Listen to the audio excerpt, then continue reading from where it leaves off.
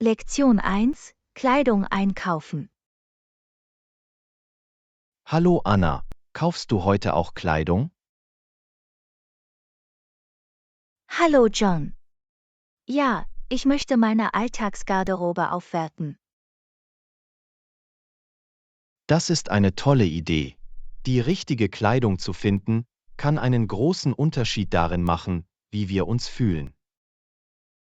Absolut. Ich suche bequeme und dennoch stylische Teile, die ich regelmäßig tragen kann. Es ist wichtig, Kleidung zu wählen, die unseren persönlichen Stil widerspiegelt und uns Selbstvertrauen gibt. Ich könnte nicht mehr zustimmen. Kleidung sollte ein Spiegelbild unserer Persönlichkeit und Individualität sein. Berücksichtigen Sie beim Einkaufen die Qualität des Stoffes und die Haltbarkeit der Kleidungsstücke. Qualität ist der Schlüssel. Wenn Sie in gut gemachte Kleidung investieren, wird sichergestellt, dass sie länger hält. Achten Sie auch auf die Passform. Kleidung, die gut sitzt, verbessert unser Aussehen und bietet Komfort.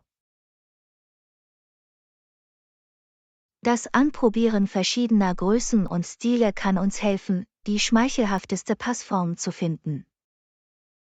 Scheuen Sie sich nicht, mit verschiedenen Farben und Mustern zu experimentieren, um Ihrer Garderobe Abwechslung zu verleihen.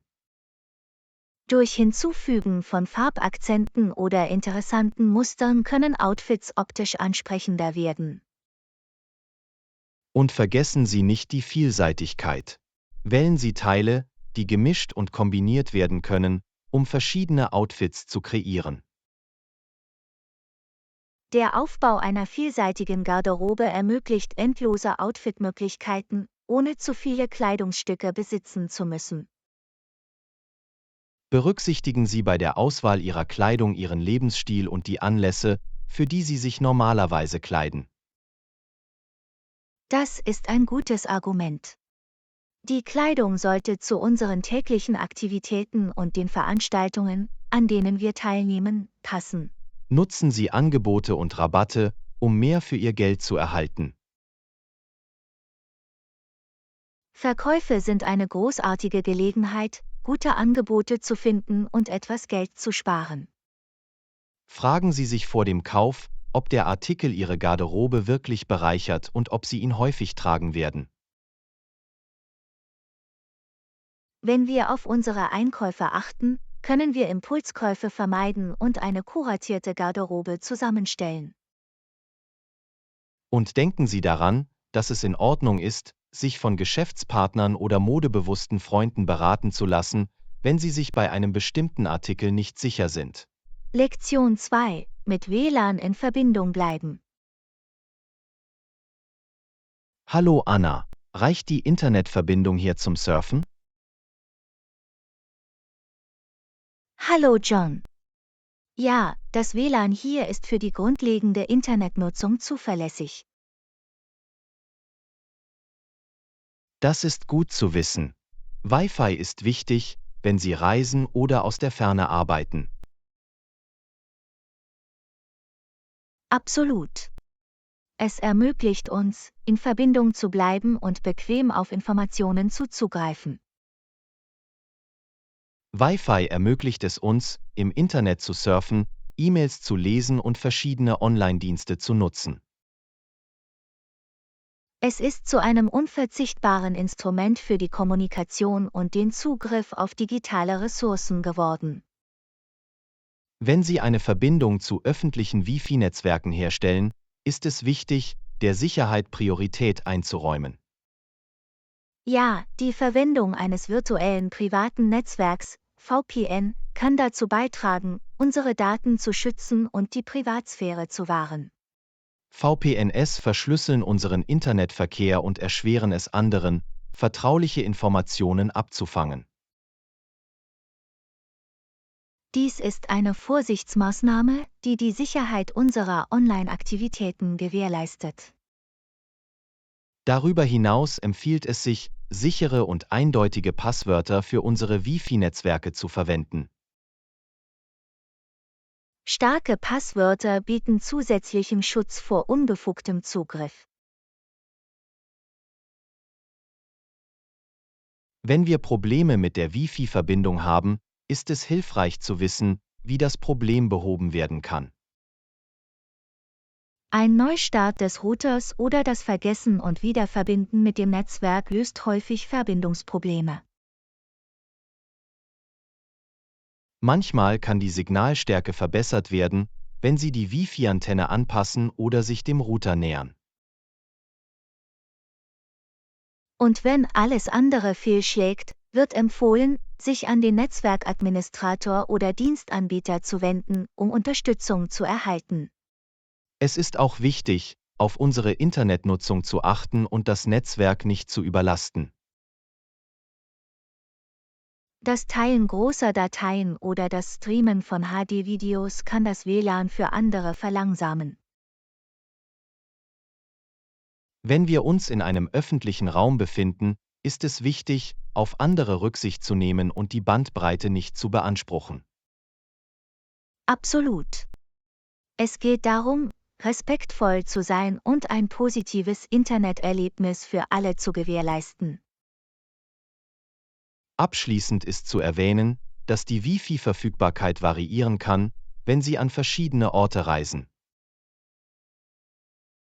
Die Suche nach Wi-Fi-Zugangspunkten oder das Mitführen eines tragbaren Wi-Fi-Geräts kann von Vorteil sein, wenn Sie unterwegs sind. Vielen Dank, dass Sie diese Erkenntnisse geteilt haben. Im heutigen digitalen Zeitalter ist es von entscheidender Bedeutung, mit zuverlässigem WLAN in Verbindung zu bleiben. Lektion 3: Die Nachtigall von Florida. Hallo Anna, wusstest du, dass Floridas Nightingale für die Erfindung der modernen Krankenpflege verantwortlich war? Hallo John. Ja, Florence Nightingale hat den Bereich der Krankenpflege maßgeblich mitgeprägt. Sie revolutionierte die Gesundheitspraxis und etablierte die Krankenpflege als angesehenen Beruf. Florence Nightingales Schwerpunkt auf Hygiene und sanitäre Einrichtungen in Krankenhäusern rettete unzähligen Menschenleben. Ihr Engagement für die Patientenversorgung und die Entwicklung der Krankenpflegeausbildung waren wirklich bemerkenswert. Sie erkannte, wie wichtig eine saubere und gut organisierte Umgebung für die Genesung von Patienten ist. Die Bemühungen von Florence Nightingale während des Krimkriegs zeigten der Welt den Wert einer mitfühlenden Krankenpflege. Ihre akribische Aufzeichnung und Analyse von Daten trug auch zu Fortschritten im Gesundheitswesen bei. Sie war eine Pionierin bei der Verwendung von Statistiken zur Verbesserung der Krankenhausbedingungen und zur Senkung der Sterblichkeitsraten. Florence Nightingales Arbeit legte den Grundstein für eine evidenzbasierte Pflegepraxis. Heute werden ihre Prinzipien immer noch in Krankenpflegeschulen weltweit gelehrt und befolgt. Krankenschwestern lassen sich weiterhin von ihrem Engagement und Engagement für das Wohlergehen der Patienten inspirieren. Der Einfluss von Florence Nightingale ging über die Krankenpflege hinaus und hatte nachhaltige Auswirkungen auf die öffentliche Gesundheit. Sie setzte sich für soziale Reformen ein und lenkte die Aufmerksamkeit auf Probleme, die das Wohlergehen der Gemeinschaften betreffen. Ihr Beitrag zum Gesundheitswesen und zur Gesellschaft insgesamt kann nicht genug betont werden. Absolut. Das Erbe von Florence Nightingale inspiriert weiterhin Generationen von Krankenschwestern und medizinischem Fachpersonal. Wir schulden der Nachtigall von Florida unseren Dank für ihre unschätzbaren Beiträge. Ihr Pioniergeist und ihr unerschütterliches Engagement prägen bis heute den Bereich der Pflege. Erinnern wir uns an Florence Nightingale und ehren sie für ihren immensen Beitrag zur modernen Krankenpflege. Lektion 4: Kommunikation mit dem Vermieter. Hallo Anna, ich habe gehört, dass du in eine neue Wohnung ziehst. Das ist großartig. Hallo John. Ja, ich freue mich über den neuen Ort. Ich muss nur den Vermieter kontaktieren. Das ist eine gute Idee. Notieren Sie sich alle Fragen, die Sie an den Vermieter haben. Auf jeden Fall. Ich möchte die Mietbedingungen und alle zusätzlichen Gebühren oder Nebenkosten klarstellen. Es ist wichtig, die Dauer des Mietvertrags zu kennen und zu wissen, ob es eine Verlängerungsoption gibt. Ich erkundige mich auch nach Wartungsaufgaben und wie Probleme gemeldet werden können.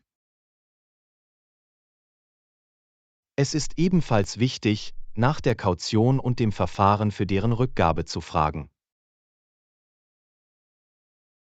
Ich möchte bestätigen, ob es Einschränkungen für Haustiere gibt oder ob eine Kaution für Haustiere erforderlich ist. Es ist eine gute Gelegenheit, sich nach Parkmöglichkeiten und den damit verbundenen Kosten zu erkundigen. Ich werde auch nach den Richtlinien für Änderungen oder Reparaturen an der Wohnung fragen. Erkundigen Sie sich nach dem Kündigungsverfahren, wenn Sie in Zukunft ausziehen möchten. Ich werde auf jeden Fall nach der bevorzugten Kommunikationsmethode mit dem Vermieter fragen. Es ist auch eine gute Idee, sich nach den Regeln oder Vorschriften zu erkundigen, die für das Gebäude oder den Komplex spezifisch sind. Absolut. Die Kenntnis der Erwartungen und Richtlinien trägt zu einem reibungslosen Wohnerlebnis bei. Vergessen Sie nicht, sich nach dem Verfahren für die Einreichung von Mietzahlungen zu erkundigen und ob verspätete Gebühren anfallen. Ich erkundige mich auch nach der Verfügbarkeit von Waschmöglichkeiten oder ob sich in der Einheit eine Waschmaschine und ein Trockner befinden. Fragen nach der Nachbarschaft und den Annehmlichkeiten in der Nähe können ebenfalls hilfreiche Einblicke geben. Es ist wichtig, dass Sie sich wohl und informiert fühlen, bevor Sie den Mietvertrag unterzeichnen. Wenn Sie sich die Zeit nehmen, diese Fragen zu stellen, können Sie eine fundierte Entscheidung treffen und Überraschungen vermeiden. Ich stimme zu. Eine klare Kommunikation mit dem Vermieter ist der Schlüssel zu einem positiven Mieterlebnis. Viel Glück bei deinem Gespräch. Ich hoffe, du findest die perfekte Wohnung. Lektion 5: Kulinarische Tipps und Tricks. Hallo Anna, kochst du gerne? Ich habe eine Frage zum eigentlichen Garvorgang. Hallo John. Ja, ich liebe es zu kochen. Wobei brauchst du Hilfe? Ist es besser, die Zutaten im Voraus zuzubereiten oder unterwegs zu kochen, wenn Sie ein Rezept befolgen? Es wird generell empfohlen, die Zutaten im Voraus zuzubereiten, insbesondere bei komplexen Rezepten. Das macht Sinn. Es sorgt für einen reibungsloseren Garvorgang und verhindert jegliches Durcheinander in letzter Minute. Exakt. Es heißt mise en place, was bedeutet, dass vor dem Kochen alles an seinem Platz ist. Mise en place hilft Ihnen, organisiert zu bleiben und ermöglicht es Ihnen, sich auf das Kochen selbst zu konzentrieren. Es ist auch hilfreich, die Zutaten genau zu messen und zuzubereiten, um das Gleichgewicht des Rezepts aufrechtzuerhalten. Ich habe gehört, dass das Vorbereiten von Zutaten auch beim eigentlichen Garvorgang Zeit sparen kann. Ja, wenn Sie alles bereit haben, können Sie sie einfach zur richtigen Zeit ohne Verzögerungen hinzufügen. Das ist ein toller Tipp. Also, was ist mit dem Kochen selbst? Irgendwelche Tipps dafür? Ein wichtiger Tipp ist, Ihre Kuschutensilien oder Pfannen vorzuwärmen, bevor Sie die Zutaten hinzufügen. Das Vorwärmen sorgt für ein gleichmäßiges Garen und verhindert, dass Lebensmittel an der Pfanne haften bleiben. Ein weiterer Tipp ist, die Pfanne nicht zu überfüllen. Wenn Sie etwas Platz lassen, können Sie die Wärme richtig verteilen.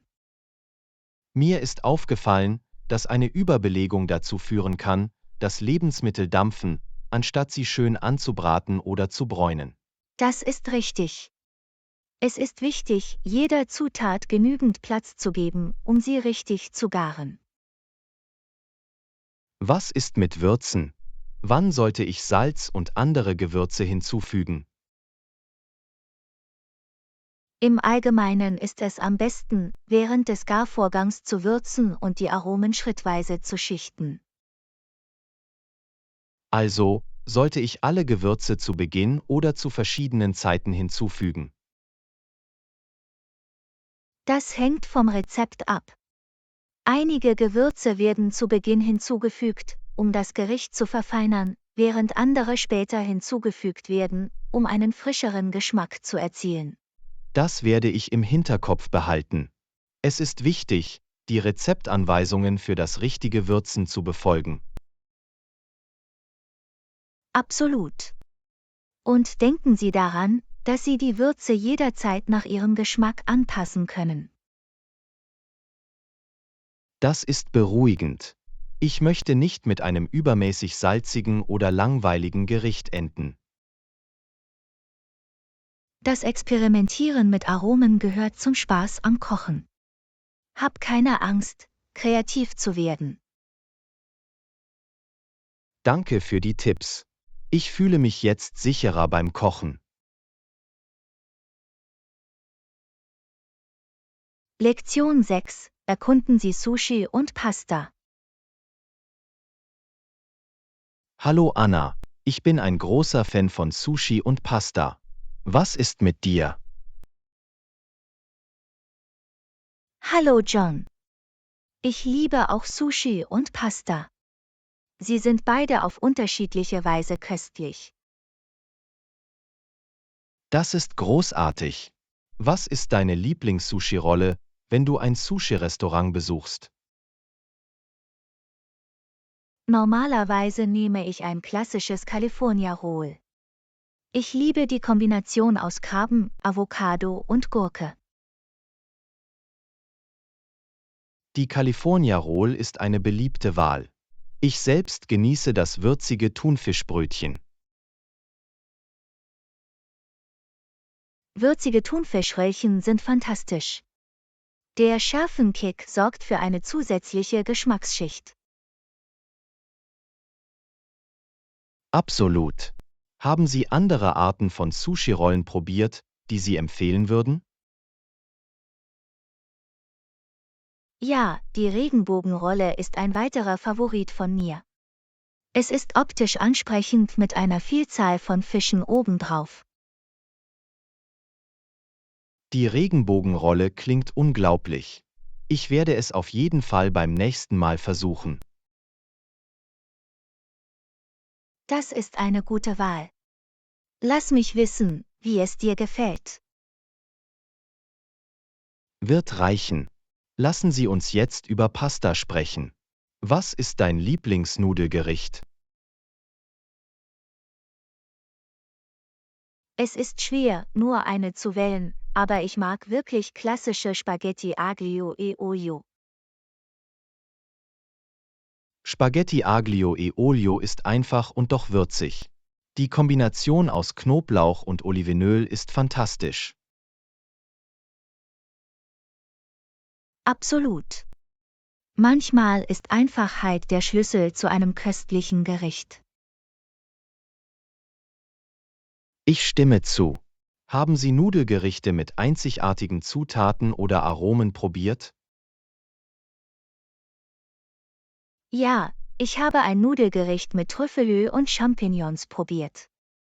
Es war unglaublich reichhaltig und aromatisch. Das klingt himmlisch. Ich muss nach einem Restaurant suchen, das dieses Gericht serviert. Es ist auf jeden Fall einen Versuch wert, wenn Sie erdige Aromen mögen. Das werde ich im Hinterkopf behalten. Danke für die Empfehlung. Lektion 7: Ein einladendes Ambiente schaffen. Hallo Anna, ich habe eine Idee. Lass uns in das neue Einrichtungsgeschäft in der Innenstadt gehen.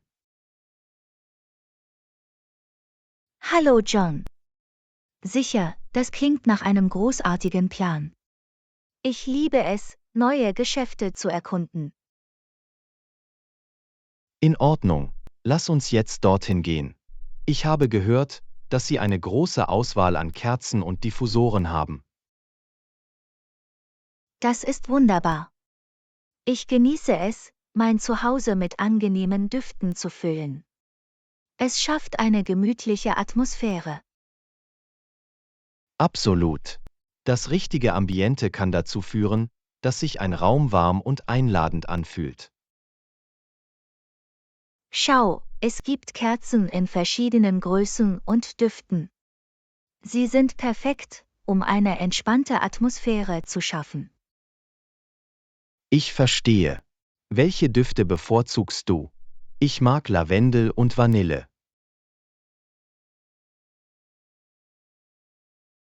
Lavendel und Vanille sind eine schöne Wahl. Ich fühle mich eher zu Zitrus- oder Blumendüften wie Zitrone oder Rose hingezogen. Diese Düfte klingen erfrischend. Es ist interessant, wie verschiedene Düfte unterschiedliche Stimmungen hervorrufen können. Auf jeden Fall. Es geht um persönliche Vorlieben und darum herauszufinden, was Ihnen Freude und Entspannung bringt. Einverstanden. Oh, schau, Sie haben auch Diffusoren. Sie sind eine großartige Alternative zu Kerzen. Diffusoren sind wunderbar, weil sie den ganzen Tag über einen kontinuierlichen und subtilen Duft sorgen. Das ist wahr. Außerdem sind sie wartungsarm und benötigen keine offene Flamme wie Kerzen. Dies ist eine sicherere Option, insbesondere wenn Sie Haustiere oder kleine Kinder zu Hause haben. Absolut. Sicherheit sollte immer Priorität haben. Schauen wir uns auch die Diffusoren an.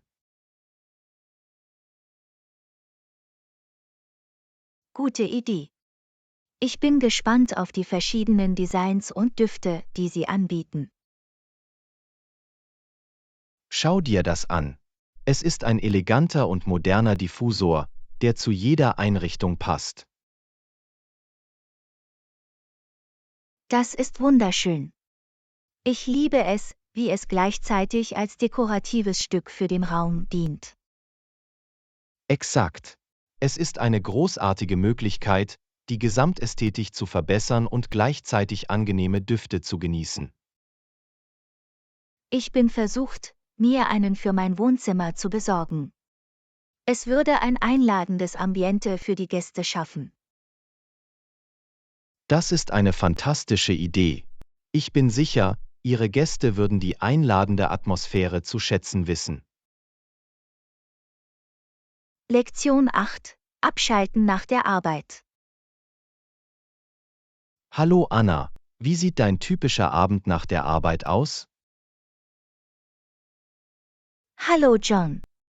Nach der Arbeit koche ich normalerweise das Abendessen und informiere mich über meine Lieblingsfernsehsendungen. Wie steht's mit dir? Das klingt entspannend. Ich koche auch gerne. Nach der Arbeit gehe ich gerne joggen und lese ein Buch.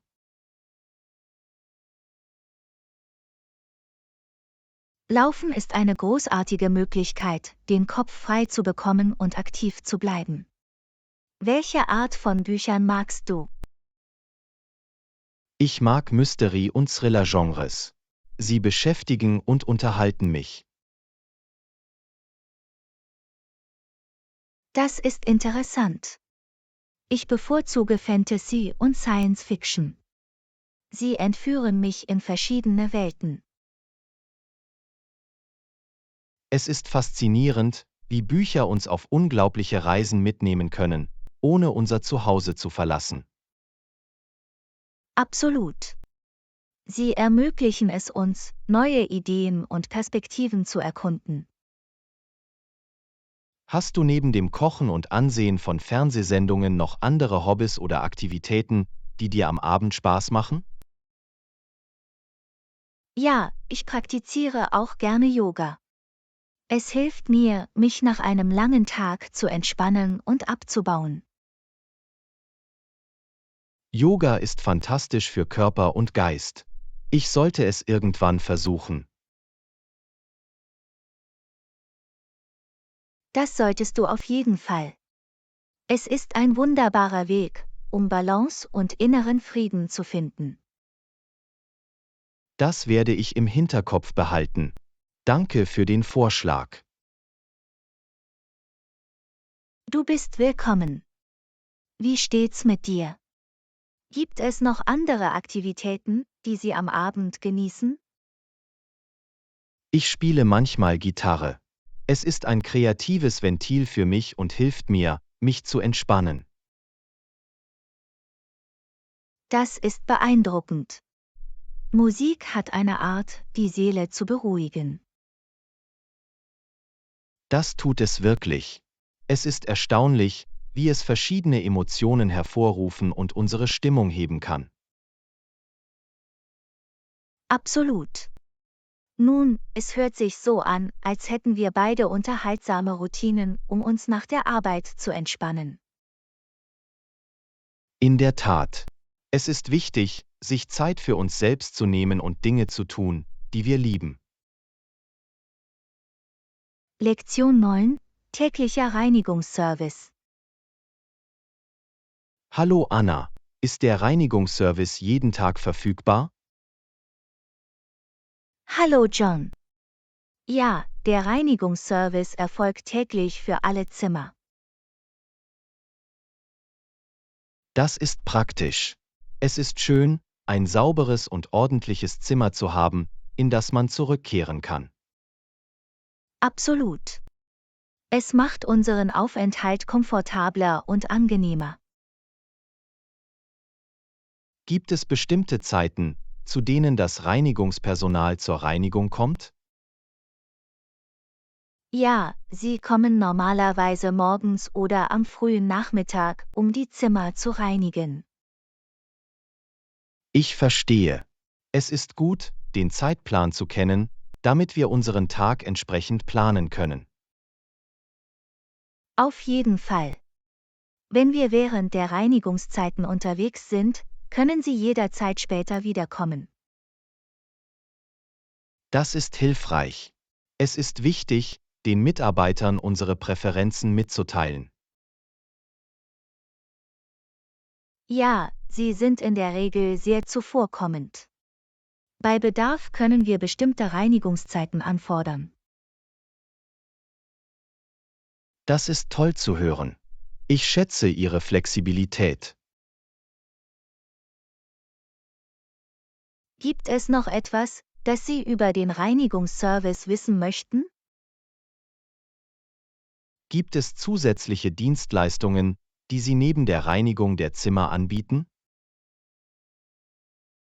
Ja, sie bieten Dienstleistungen wie frische Handtücher, Auffüllen von Toilettenartikeln und Bettwäschewechsel an. Das ist praktisch. Es ist schön, dass sich während unseres Aufenthalts um diese Annehmlichkeiten gekümmert wird. Absolut. Es erspart uns die Mühe, uns über diese Dinge Sorgen zu machen. Es ist gut zu wissen, dass für alles bestens gesorgt ist. Es macht unseren Aufenthalt entspannter. Ich stimme zu. So können wir uns darauf konzentrieren, unsere Zeit zu genießen und die Umgebung zu erkunden. Auf jeden Fall. Ein stressfreier Aufenthalt macht den Unterschied. Gibt es noch etwas, das du gerne wissen würdest? Nein, du warst sehr hilfreich. Danke für die Beantwortung meiner Fragen. Lektion 10. Essentials für den Außenbereich. Hallo Anna, auf jeden Fall sollten wir bequeme Schuhe tragen und Sonnencreme mitbringen. Hallo John. Absolut, bequeme Schuhe sind ein Muss für lange Spaziergänge oder Outdoor-Aktivitäten. Sie bieten die nötige Unterstützung und beugen Beschwerden vor. Ja, es ist wichtig, auf unsere Füße zu achten, besonders wenn wir unterwegs sind. Und Sonnencreme ist wichtig, um unsere Haut vor schädlichen UV-Strahlen zu schützen, oder? Absolut. Sonnenschutz beugt Sonnenbrand vor und reduziert das Risiko von Hautschäden. Es ist wichtig, Sonnencreme auch an bewölkten Tagen aufzutragen, nicht wahr? Ja, UV-Strahlen können immer noch durch Wolken dringen, daher ist Sonnenschutz unabhängig vom Wetter erforderlich. Das ist gut zu wissen. Ich werde sicherstellen, dass ich es einpacke, wenn ich ins Freie gehe. Das ist eine kluge Entscheidung. Es ist besser, vorbereitet zu sein und unsere Haut zu schützen. Gibt es neben bequemen Schuhen und Sonnencreme noch andere wichtige Dinge, die wir beachten sollten? Es ist immer eine gute Idee, eine Wasserflasche dabei zu haben, um den ganzen Tag über hydratisiert zu bleiben. Flüssigkeitszufuhr ist der Schlüssel, besonders wenn wir Zeit im Freien verbringen und aktiv sind. Absolut. Es hilft uns, unser Energieniveau aufrecht zu erhalten und verhindert Dehydrierung. Gibt es noch etwas, das wir bei unseren Outdoor-Abenteuern beachten sollten? Je nach Aktivität ist es wichtig, sich angemessen zu kleiden und die Wetterbedingungen zu berücksichtigen. Das Überlagern von Kleidung kann hilfreich sein, falls sich die Temperatur im Laufe des Tages ändert. Lektion 11. Echte Freundschaft. Hallo Anna, Leute, die ich je getroffen habe, er ist seitdem einer meiner besten Freunde geworden. Hallo John. Das ist wunderbar zu hören. Wahre Freundschaften sind wirklich wertvoll. Absolut. Seine Loyalität und Unterstützung machen mich dankbar, ihn in meinem Leben zu haben. Es ist erstaunlich, wie Freundschaften unser Leben bereichern und uns Freude bereiten können. Auf jeden Fall. Jemanden zu haben, auf den wir uns verlassen und mit dem wir Erfahrungen austauschen können, ist von unschätzbarem Wert. Es ist wichtig, diese Freundschaften zu pflegen, findest du nicht? Absolut. Freundschaften erfordern Anstrengung und Verständnis von beiden Seiten. Es ist eine Einbahnstraße, in der beide Freunde zur Beziehung beitragen. Das ist wahr. Gegenseitiger Respekt und Vertrauen sind die Grundlagen starker Freundschaften. Und es ist toll, jemanden zu haben, der uns so akzeptiert, wie wir sind, mit Fehlern und allem. Auf jeden Fall. Ein wahrer Freund versteht und unterstützt uns, auch in schwierigen Zeiten. Es ist beruhigend zu wissen, dass wir jemanden haben, der uns den Rücken frei hält. Ja, dadurch fühlen wir uns weniger allein und mehr mit der Welt verbunden. Freundschaft kann uns auch dazu inspirieren, bessere Versionen von uns selbst zu werden. Absolut. Zu sehen, wie unsere Freunde ihre Ziele erreichen, motiviert uns, unsere eigenen zu verfolgen. Das ist das Schöne an Freundschaft, der positive Einfluss, den sie auf unser Leben hat. Es ist wahr. Ein guter Freund kann uns dazu bringen, unser volles Potenzial auszuschöpfen. Und es ist wichtig, diese Unterstützung und Ermutigung an unsere Freunde zu erwidern. Auf jeden Fall. In Zeiten der Not für sie da zu sein, ist entscheidend. Wir sollten uns bemühen, die Art von Freund zu sein, die wir selbst gerne hätten. Gut gesagt. Freundschaft ist eine wunderschöne Reise, die sich ständig weiterentwickelt. Lektion 12: Abenteuer im Fernweh. Hallo Anna, warst du schon einmal auf einer Rucksackreise? Hallo John. Ja, ich bin vor ein paar Jahren mit dem Rucksack durch Europa gereist. Das klingt unglaublich. Wie war deine Erfahrung? Es war unglaublich. Ich durfte verschiedene Länder erkunden und in ihre Kulturen eintauchen. Das muss ein ziemliches Abenteuer gewesen sein. Welche Länder hast du besucht? Ich habe Frankreich, Italien, Deutschland, Spanien und die Niederlande besucht. Wow, das ist eine ziemliche Liste. Hattest du irgendwelche Lieblingsziele? Es ist schwer, mich zu entscheiden, aber ich habe den Charme von Paris und die atemberaubenden Landschaften Italiens absolut geliebt. Ich kann mir nur vorstellen, welche atemberaubenden Sehenswürdigkeiten sie gesehen haben müssen. Die Schönheit Europas ist wirklich faszinierend. Jeder Ort hatte seinen eigenen Reiz. Gab es während deiner Backpacking-Reise irgendwelche Herausforderungen? Es gab einige Herausforderungen, wie Sprachbarrieren und das Navigieren in unbekannten Städten. Wie haben sie diese Hindernisse überwunden? Ich verließ mich auf Karten und Reiseführer und bat gelegentlich Einheimische um Hilfe. Das ist einfallsreich von dir. Hast du unterwegs interessante Leute getroffen? Unbedingt. Ich habe Freunde aus verschiedenen Ländern gefunden und unvergessliche Erlebnisse geteilt. Es ist faszinierend, wie Reisen uns mit Menschen aus allen Lebensbereichen verbinden kann. In der Tat öffnet es unseren Geist und erweitert unsere Perspektiven. Hattest du irgendwelche unvergesslichen Momente oder Geschichten von deiner Reise? So viele. Einer meiner Favoriten war es, den Sonnenuntergang über dem Mittelmeer in Griechenland zu erleben.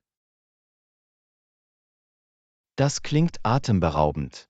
Reisen bietet uns wirklich unvergessliche Erinnerungen. Das tut es. Es bereichert unser Leben und ermöglicht es uns, Geschichten zu kreieren, die es wert sind, geteilt zu werden. Ich hoffe, dass ich mich eines Tages auch auf ein Rucksackabenteuer begeben kann. Ich kann es nur empfehlen. Es ist eine Erfahrung wie keine andere. Das werde ich auf jeden Fall im Hinterkopf behalten. Vielen Dank, dass Sie Ihr Reiseerlebnis geteilt haben. Lektion 13: Effektive Kommunikation. Hallo Anna, ich denke, eine klare Kommunikation ist in jedem Team oder Projekt von entscheidender Bedeutung. Hallo John. Ich könnte nicht mehr zustimmen. Es hält alle auf derselben Wellenlänge und fördert die Zusammenarbeit.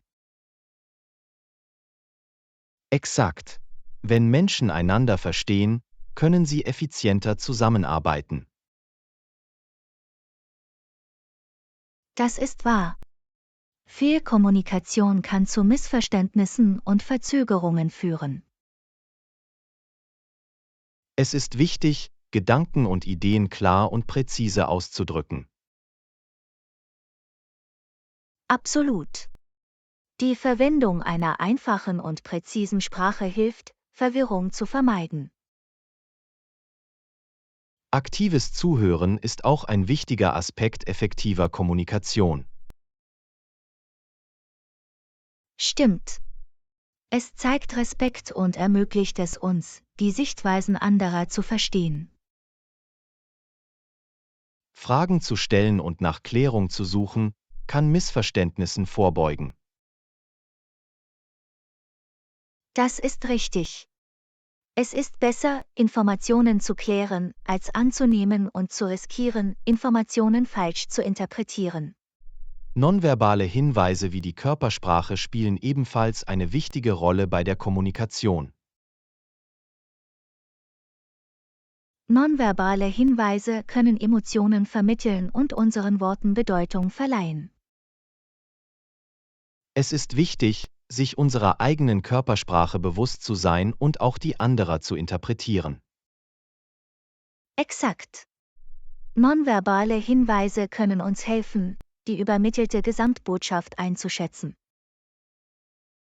In der schriftlichen Kommunikation ist die Verwendung der richtigen Grammatik und Zeichensetzung von entscheidender Bedeutung. Ja, es sorgt für Klarheit und macht die Botschaft professioneller. Korrekturlesen und Lektorat können helfen, Fehler zu vermeiden und die Qualität der schriftlichen Kommunikation zu verbessern. Sich die Zeit zu nehmen, um zu überprüfen und zu überarbeiten, zeugt von Liebe zum Detail und Professionalität. In Teamumgebungen fördert effektive Kommunikation ein positives und produktives Arbeitsumfeld. Wenn alle auf derselben Seite sind, können Aufgaben effizient erledigt werden. Kommunikation schafft auch Vertrauen und stärkt die Beziehungen innerhalb eines Teams. Es ermöglicht den Teammitgliedern, ihre Ideen und Bedenken offen auszudrücken. Konstruktives Feedback ist ein weiterer Aspekt effektiver Kommunikation. Feedback hilft Einzelpersonen, ihre Fähigkeiten und Leistungen zu entwickeln und zu verbessern. Es ist wichtig, Feedback auf konstruktive und respektvolle Weise zu geben. Absolut. Es sollte sich eher auf Verbesserungen als auf Kritik konzentrieren. Zusammenfassend lässt sich sagen, dass effektive Kommunikation der Schlüssel zu erfolgreicher Zusammenarbeit und Teamarbeit ist. Lektion 14: Vielfalt begrüßen. Hallo Anna, wie hast du dich in letzter Zeit beschäftigt? Hallo John. Nun, ich habe verschiedene Aktivitäten ausprobiert, um es interessant zu halten. Das ist toll zu hören. Abwechslung kann das Leben aufregender und erfüllender machen. Ja, es hilft, Langeweile vorzubeugen und motiviert uns. Welche Art von Aktivitäten hast du erforscht? Ich habe Gitarre spielen gelernt und in der Küche neue Rezepte ausprobiert. Das klingt lustig. Ein Instrument zu lernen kann eine lohnende Erfahrung sein. Es ist herausfordernd, aber unterhaltsam. Ich liebe das Gefühl, Fortschritte zu machen und neue Akkorde zu beherrschen. Kochen ist eine fantastische Möglichkeit, Kreativität zu entfalten und neue Geschmacksrichtungen auszuprobieren. Unbedingt. Ich habe mit internationaler Küche experimentiert und es war ein leckeres Abenteuer. Hast du bisher irgendwelche Lieblingsgerichte entdeckt? Ich habe mich in Thai Curry und hausgemachte Sushi-Rollen verliebt. Die klingen köstlich. Die muss ich irgendwann selbst ausprobieren. Das solltest du auf jeden Fall. Es ist eine großartige Möglichkeit, verschiedene Kulturen durch Essen zu erkunden. Hast du neben Musik und Kochen noch andere Aktivitäten ausprobiert? Ja, ich nehme an Tanzkursen teil und praktiziere Yoga zur Entspannung. Tanzen ist eine wunderbare Art, sich auszudrücken und aktiv zu bleiben. Es ist auch ein fantastischer Stressabbau. Und Yoga hilft mir, Gleichgewicht und Ruhe zu finden. Das Ausprobieren verschiedener Aktivitäten kann auch zu neuen Hobbys und Interessen führen. Absolut. Es erweitert unseren Horizont und hilft uns, verborgene Leidenschaften zu entdecken. Hast du irgendwelche positiven Veränderungen an dir selbst bemerkt, seit du Abwechslung angenommen hast? Auf jeden Fall. Ich fühle mich energiegeladener, inspirierter und offener für neue Erfahrungen. Das ist fantastisch. Es ist erstaunlich, wie das Ausprobieren neuer Dinge unser Leben bereichern kann. Das ist es wirklich. Es macht das Leben interessant und hilft uns, als Individuen zu wachsen. Ich bin inspiriert von Ihrer Bereitschaft, verschiedene Aktivitäten zu erkunden. Ich danke dir. Bisher war es eine lohnende Reise. Ich werde auf jeden Fall deinen Rat annehmen und mehr Abwechslung in mein eigenes Leben integrieren. Ich freue mich, das zu hören. Es wird eine neue Perspektive und Spannung in Ihre Tage bringen. Vielen Dank, dass Sie Ihre Erfahrungen und Erkenntnisse geteilt haben. Lektion 15: Das australische Outback. Hallo Anna, wusstest du, dass Schafe und Rinder im australischen Outback gezüchtet werden? Hallo John. Ja, trotz der rauen Bedingungen unterstützt das Outback die Viehzucht. Es ist faszinierend, wie diese Tiere in einer so extremen Umgebung gedeihen. Absolut. Einige Teile des Outbacks sind überraschend üppig und bieten Weidemöglichkeiten. Ich kann mir vorstellen, dass das Outback die Landwirte vor einzigartige Herausforderungen stellt. Auf jeden Fall. Sie müssen mit Wasserknappheit umgehen und mit unvorhersehbarem Wetter zurechtkommen. In einer so trockenen Region muss der Wasserschutz von entscheidender Bedeutung sein.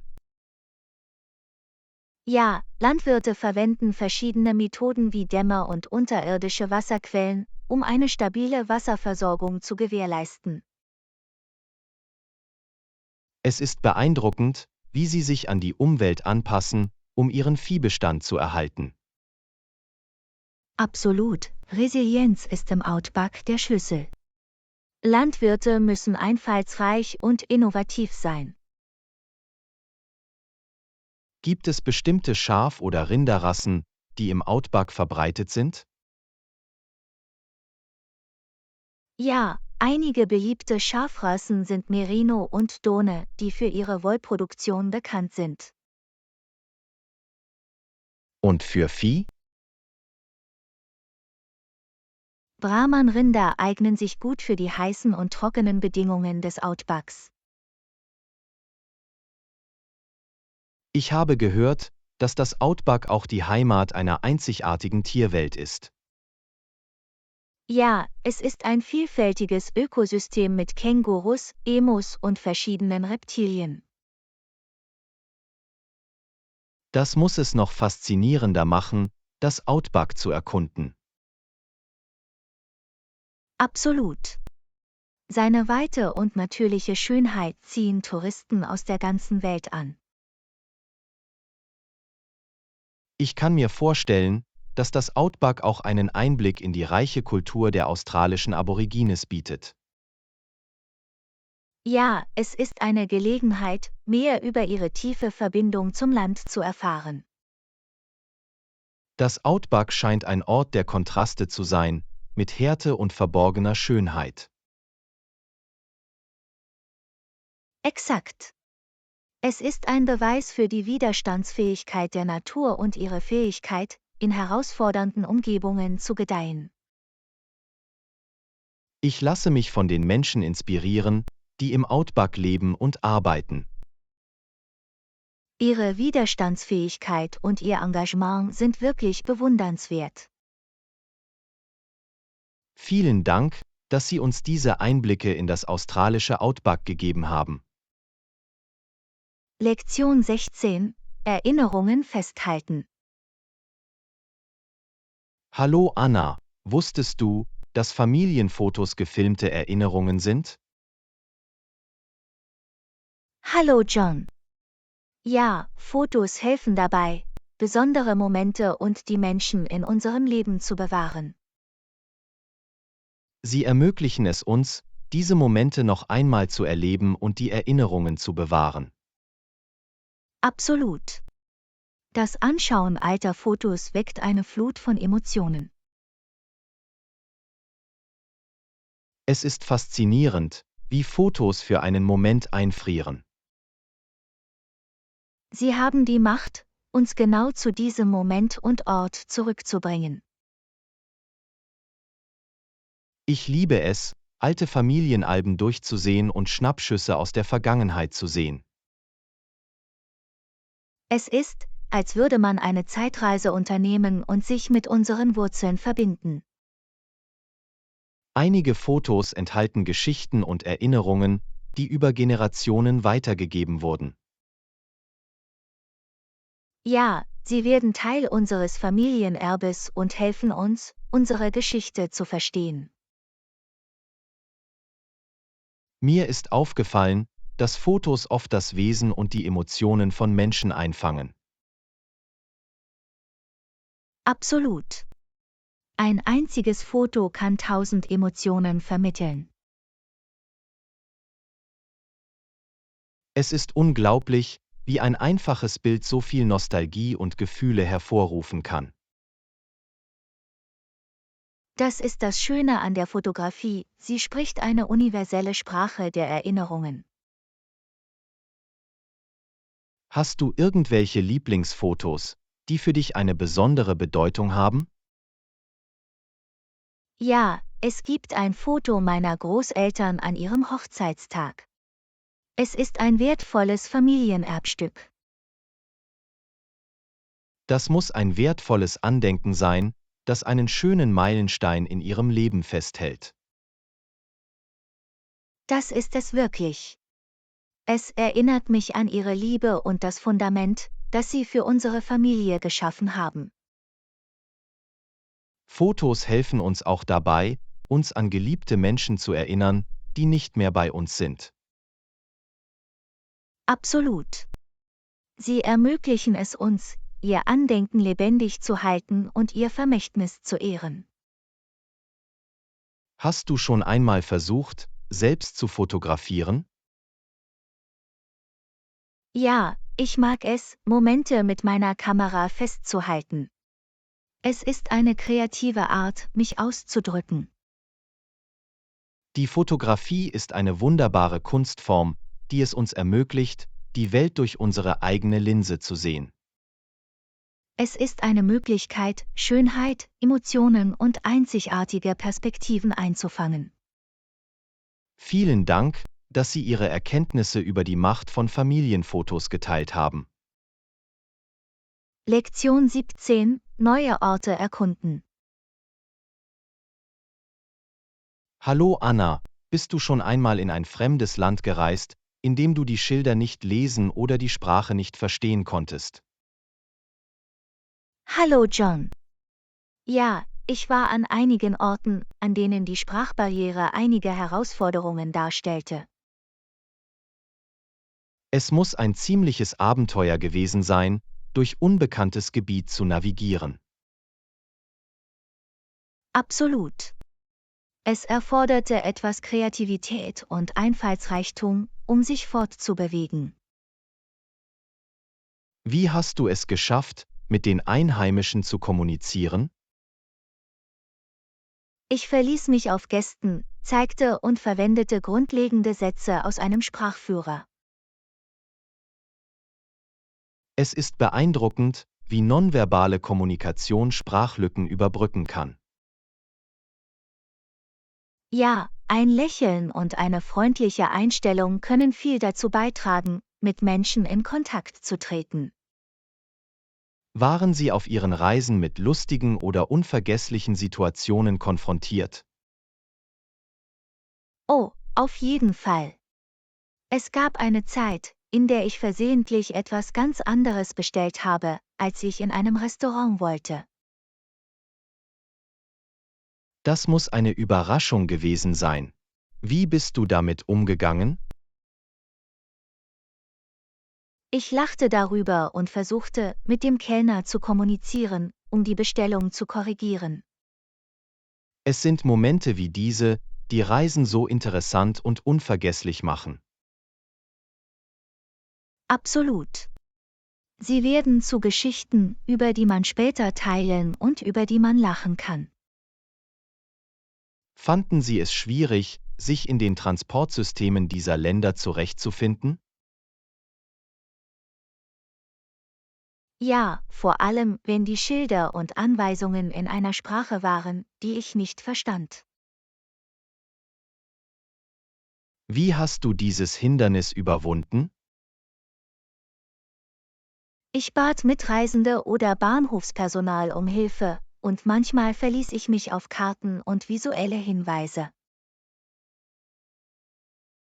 Es ist erstaunlich, wie wir uns anpassen und uns auch in einer ungewohnten Umgebung zurechtfinden können. Ja, es ist ein Beweis für unsere Fähigkeit, zu lernen und uns an neue Situationen anzupassen. Hast du dich während dieser Erfahrungen jemals entmutigt oder überwältigt gefühlt? Manchmal kann es frustrierend sein, aber ich habe mich immer daran erinnert, dass es Teil des Abenteuers ist. Das ist eine großartige Denkweise. Die Herausforderungen anzunehmen, macht die Reise noch reicher. Absolut. Es ermöglicht uns, zu wachsen und mehr über uns selbst und die Welt zu lernen. Vielen Dank, dass Sie Ihre Reiseerlebnisse geteilt haben. Es ist inspirierend, von deinen Abenteuern zu hören.